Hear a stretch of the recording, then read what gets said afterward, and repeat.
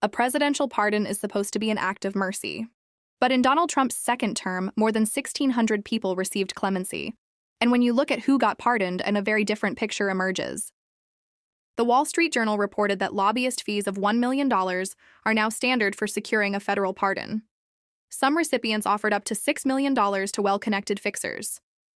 One attorney in the process was later charged with extortion, allegedly hiring a racketeer to threaten his own client's son over unpaid fees.